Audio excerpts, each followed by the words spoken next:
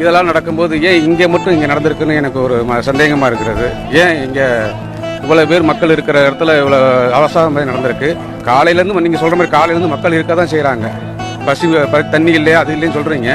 அதே தண்ணி இல்லாமல் தான் ஏன் அது 7 மணிக்கு மேலே மட்டும் நடக்கணும்? அப்போ இது யாரோட சதி வேலை? இல்லை ஆளுகள் உள்ளே இறக்கி விட்டாங்களா? இது ஒரு சந்தேக கோராவே எங்களுக்கு என் மனசில் படுகிறது.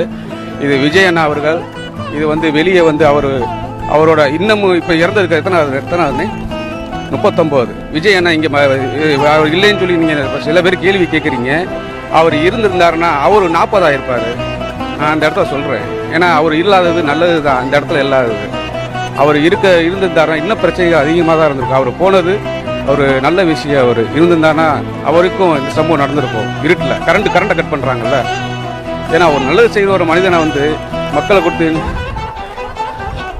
பாதிப்பு இருக்குன்னா இல்லைன்னு சொல்லி இப்போ எல்லா மீட்டிங் போடும்போது கரண்ட்டு கட் பண்ண வேண்டியதானே?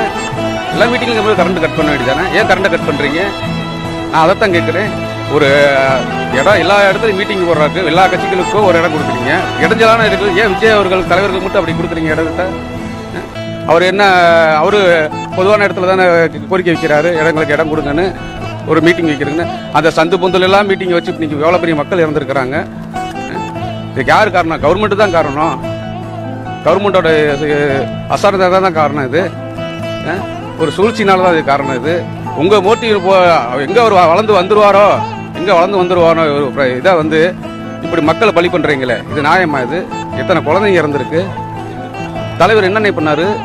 நான் சொல்கிறேன், ஒரு விஷயத்த சொல்கிறேன். அவருக்காண்டி நான் பேச வரல. நான் ஒரு பொதுமக்களை சொல்கிறேன். என்ன பண்ண கூட்டம் இல்லை. அவருக்கு தானாக வந்த கூட்டம் தான் அது. யார் காசு கொடுத்து வந்த கூட்டம் இல்லை. தானாக வந்த கூட்டம் தான். அவர் கூட்டிகிட்டு வர்றாங்கன்னா அவருக்கு அதை தகுந்த இடம் கொடுக்கணும்ல. மக்கள் வர்றாங்க, இவ்வளோ பேர் பார்க்க வர்றாங்க. அவருக்கு தகுந்த இடத்த கொடுத்தா மக்கள் சாடா பார்த்துட்டு போயிடுவாங்கல்ல. மீட்டிங் தானே வராரு, பிரச்சாரத்துக்கு தானே வராரு. அவருக்கான இடத்த கொடுத்தா அவங்க பார்த்துருவாங்க. அதுக்கே நீங்கள் சந்து பூந்தல்ல இடத்த கொடுக்குறீங்க. எங்கே நடந்த வரைக்கும் அப்படி தானே இருக்கீங்க. மதுரையில் எத்தனை லட்சம் பேர் கூட்டுனாங்க, அப்போல்லாம் யாரும் சாவலையே.